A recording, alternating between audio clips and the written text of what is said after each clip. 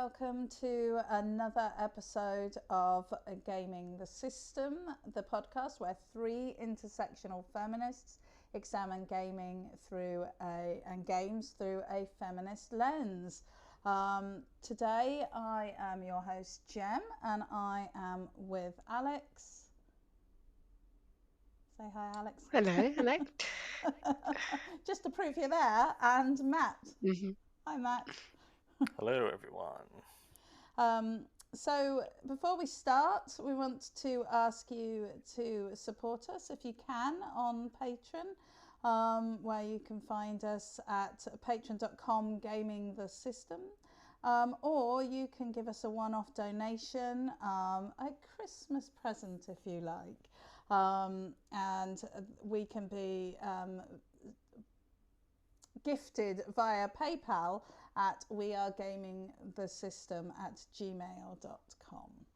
So those are the important housekeeping notes of the day, and now we can move on to all the fun stuff. So today we are talking about board gaming, or going head to head, face-to-face gaming, because we spend a lot of time talking about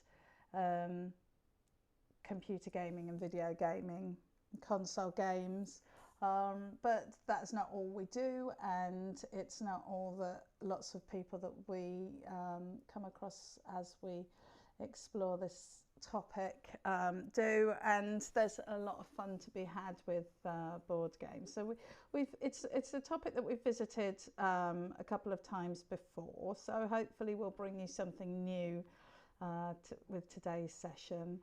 And we are aware that it is just in time for the festive period, so when people tend to spend a little bit more time with families, and board games can come up, but it's also really off the back of a visit I paid to a local board gaming cafe, the Dice Box, which has just recently opened in my local city, Worcester, and it was just a really nice experience to go in there. I went in there, it was actually part of a fundraising event for the Green Party, and they were sort of like, hey, there's this place, let's go down and meet up there and just hang out and play some board games, and there's food and there's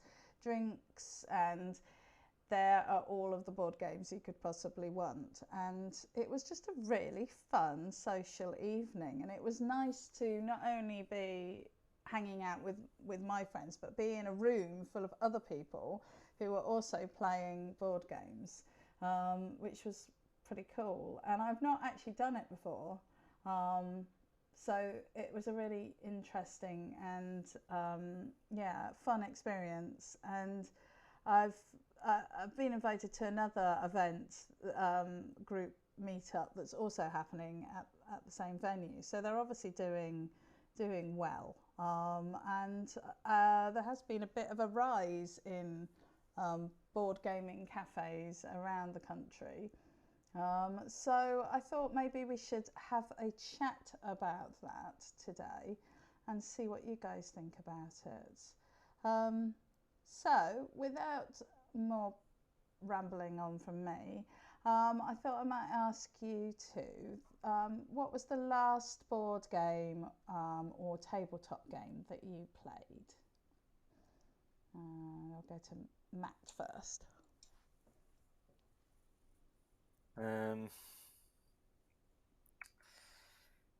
It's been such a long time, I can't recall off the top of my head. I do, like, almost all of my gaming is computer gaming. However, I find the barriers to stuff like board games with me is it has to be the right game, and you have to be playing it with the right people. And if you don't have those two two elements, I don't find it worthwhile playing a board game or in-person game for the sake of it, which is where I think stuff like board gaming cafes and community come along and play some games with us. They are probably the ideal opportunity to find an environment where you're excited to go and explore a game with some interesting people. This is something that, bringing the feminist side into it, is men have nothing to fear going to 99% of places like that. Any man could go, oh, that sounds nice, and just pop down there that evening and see what it's like. Whereas with women, it's a luck of the draw where you go, how you're going to be treated. Yeah, hold that thought, Matt, because we're going to come on to that in a little bit later about the how accessible these settings are. So I don't want you to peak too soon. Alex. Yes, well, I think one of the more recent ones that I can remember is a game we actually picked up in a charity shop, me and my other half, while we were having a nice time exploring Cheltenham or nearabouts to visit my other half's brother who's living there.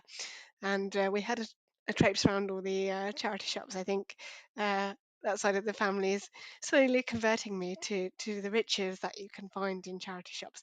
And we found a game called the Hieroglyphs game for like £3, or probably even less than that actually, and thought, well, that sounds very on brand for me, being a former student of Egyptology. I was immediately hooked. I was like, yes, this sounds really fun. And it turns out what you've got basically is you compete against each other. You've got a sheet of different words, all in different hieroglyphs and things. And the goal of the game is you've got a board full of hieroglyphs, and you have to spell out the words that you've got on your sheet before everyone else.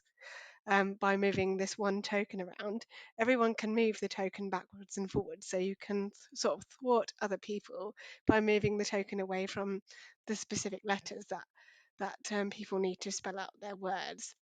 And I like it, obviously, because being a language nerd, you also get to learn a bit of how to read hieroglyphs at the same time as playing. So it's a very, very nerdy tabletop game, but I really enjoyed it. And it definitely brought back the learning of hieroglyphs for me as I studied it at university. But it is genuinely, once you got to grips with the rules and stuff, because I find sometimes board games can be quite complex. This certainly wasn't as complex as some of the others I've played, but um, once you get into it, it's such a fun time, definitely.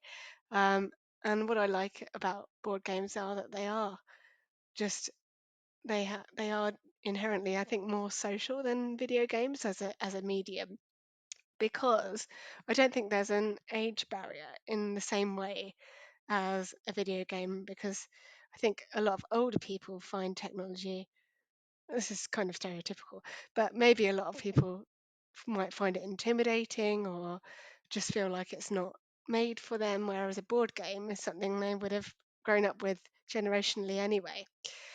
So I think there's less of a barrier there, and I'm sure we'll come on to barriers in different things to board games as well. But yeah, it was a really fun game, and I think it is just simply called the Hieroglyphs game. It's really lovely. I think it comes from the Ashmolean Museum shop, which is very cool. I think that's one of the really cool things about board games, is that you can pretty much find something about every interest out there. So there's a game for almost everything that you might possibly be interested in, and I think that's really fun. The last board game I played was at that event, and it was Wingspan, which is a game about. Oh, it's just really difficult to explain it, but it's a sort of you do play against each other, but you kind of you can't kind of negatively impact each other. You can't. It's not combative in that way, and but you're trying to amass the most eggs and the most birds and the most whatever. So it basically is quite fun in that respect because it's not too you don't get into big fights because it's not about sort of undermining each other and what have you. And it's but it's also really lovely because every card has details about the bird, has a picture of the bird, and then it has details about the real bird. And it's one of the few board games, that's actually made by a woman, designed and made by women. So that was the reason why I got it, was because it was one of the few games that has actually been made and designed by a woman.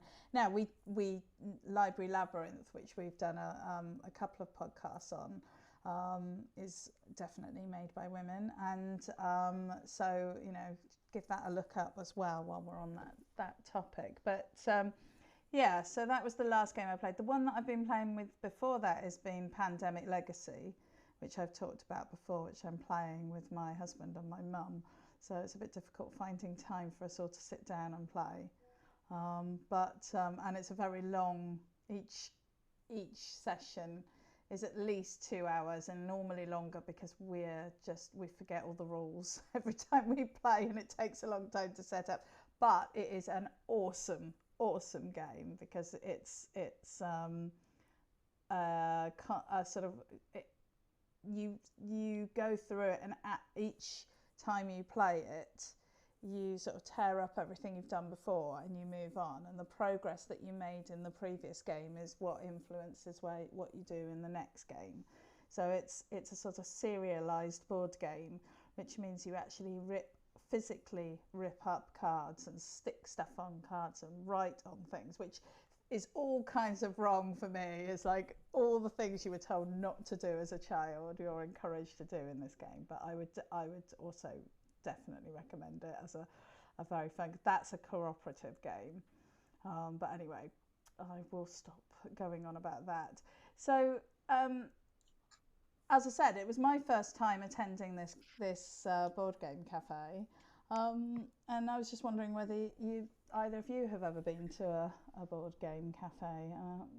I'm guessing possibly not, from Matt at least. I have only once though. Yeah, it was quite recent actually.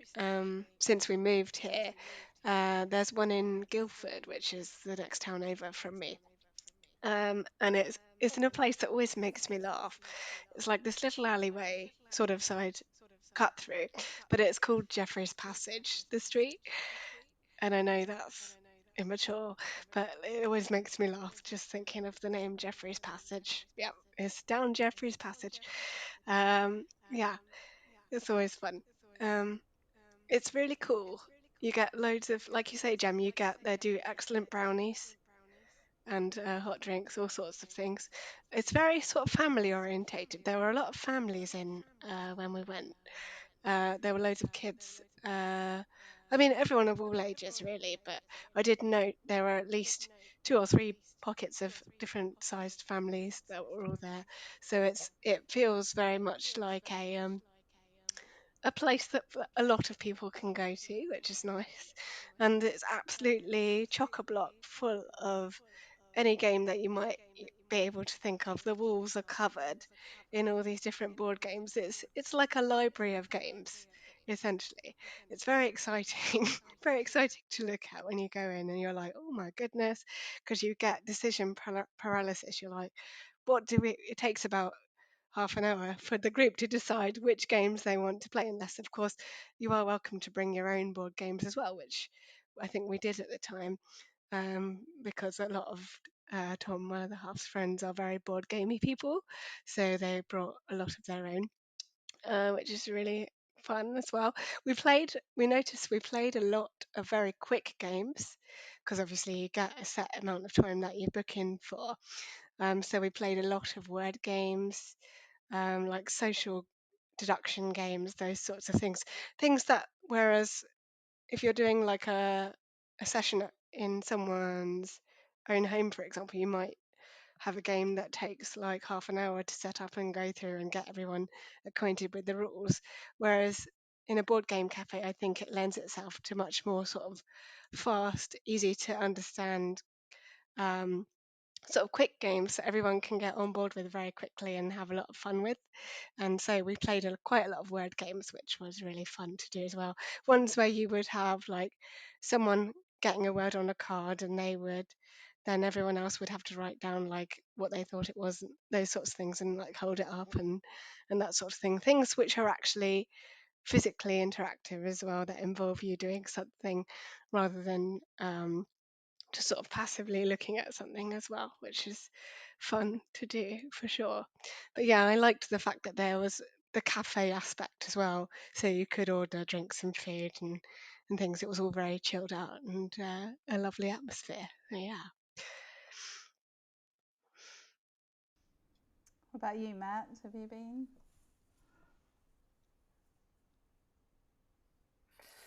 Not that I can recall. Um, there's uh, there's a couple. So I loved Yu-Gi-Oh when I was a Mm. child. Yu-Gi-Oh was my absolute. I loved it so much, but it was the TV show. I never met any, even though it's like the most popular card game on the planet, billions of cards sold. I never met a single other person who even talked about it, let alone played it. And can you guys still hear me? Yeah, yeah, there. You're just your camera's gone off. You've Okay, I'll carry on disappeared, talking. but Let's yes. sort it out. Yeah.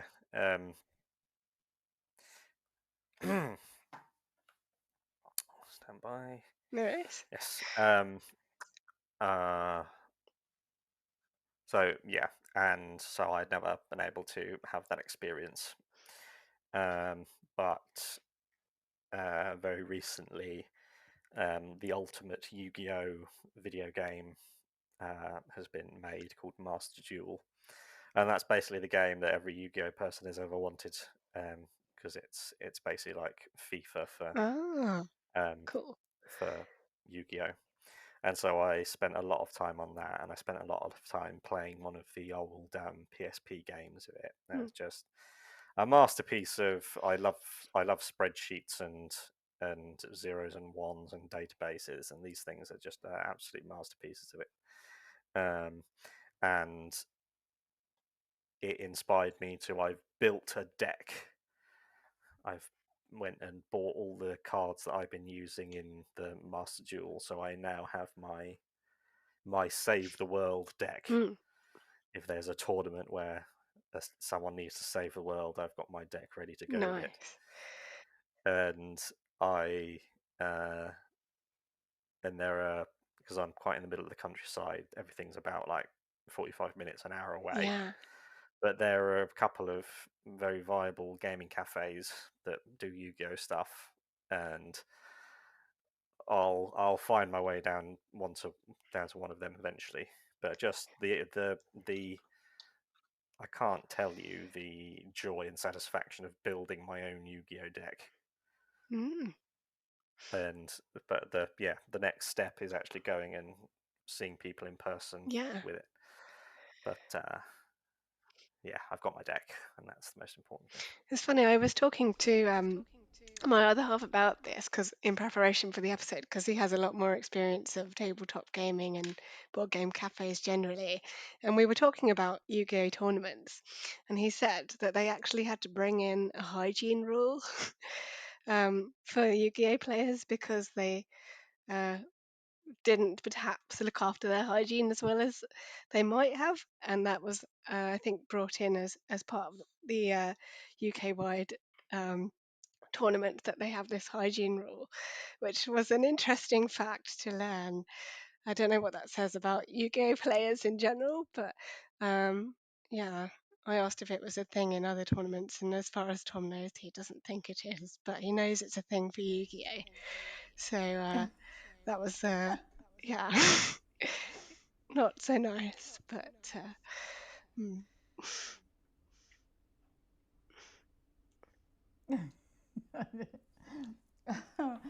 Okay.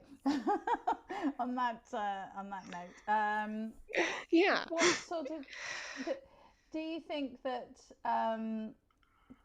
board games, in-person board games, have barriers, or break down barriers that might come through game, as a result of console gaming or PC gaming or whatever? So like video games, we've talked a lot about the barriers that there are to people accessing video games. Do you think that board games and maybe board gaming cafes can help break down any of those barriers, or do you think they perhaps, as Matt was alluding to earlier, actually have more barriers in some ways?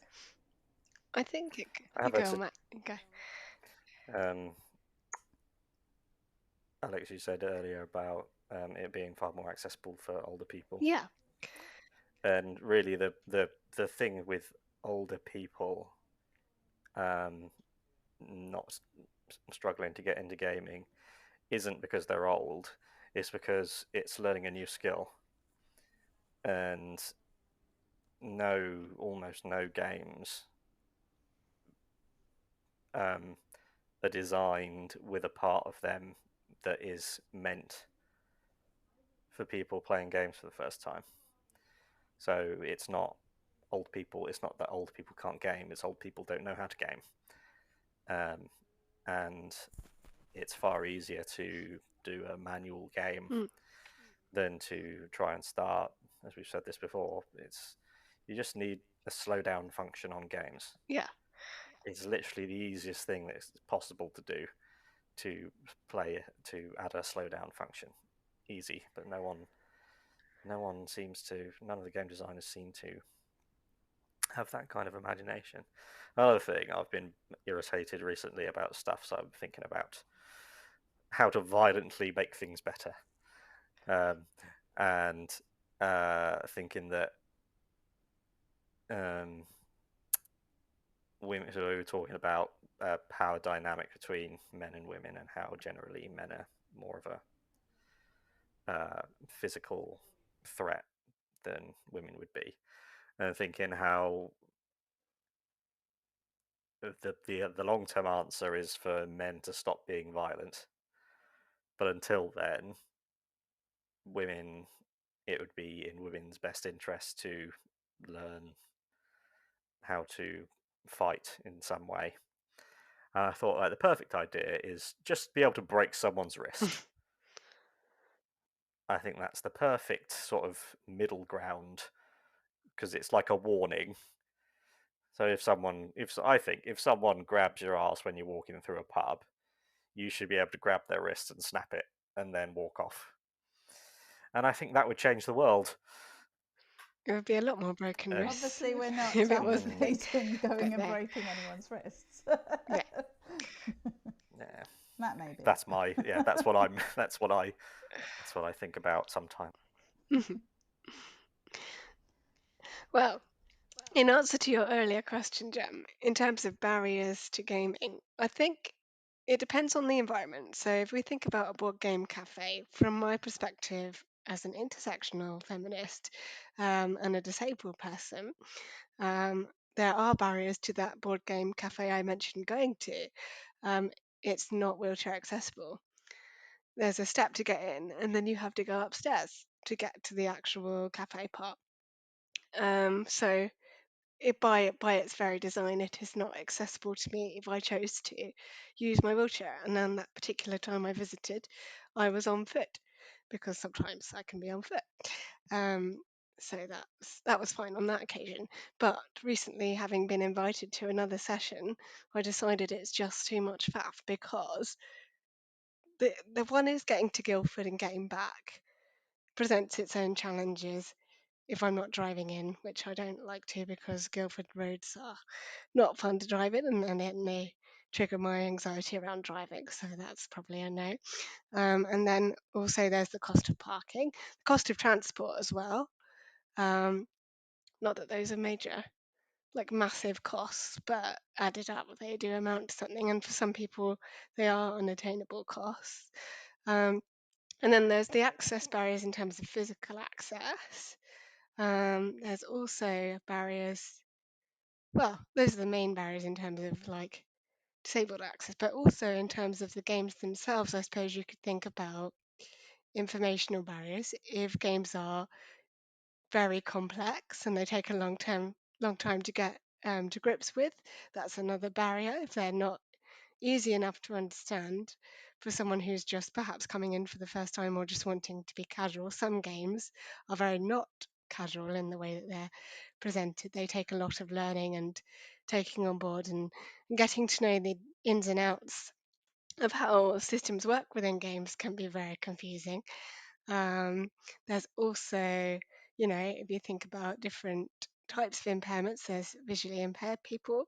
How's the color contrast? Is it actually workable and readable for anyone who might have a visual impairment? Is there an auditory element to the game? Sometimes there is. It depends what type of game you're playing. So you have to make sure that everyone, a lot of times, tabletop games are about good communication. And that's another barrier. If the people you're playing with can't communicate well with you, that's a barrier for you. Um, I guess also maybe we think about, we've talked about this on the pod as well, is the content of the game appropriate? Or is what messages is it sending? What is the content a barrier in itself? I can't think of any particular examples in this case, but we talked a lot about how women are portrayed in video games. It'd be really interesting to think about how women are portrayed in board games as a medium. And we've talked about board games that are designed by women as well, Library Labyrinth being an excellent example. I have it over in the corner of my lounge here. Um, and that's, I think, a really positive portrayal of women in board games, one of the very few that I can think of. But yeah, there's all sorts of different things. I'm sure more will come into my head as we go on through the episode and probably future episodes. But those are the ones I can talk about right now. Yeah, in terms of barriers. So I think it's, if you're playing it within your own environment at home, of course, then you kind of set those rules already. And you've got the games that you're comfortable with there and that sort of thing, and the people you're comfortable with as well. I mean, obviously, you'd hope if you go to a board game cafe, you'd invite people you want to be with as well. Um, but yeah, it's interesting to think about, definitely.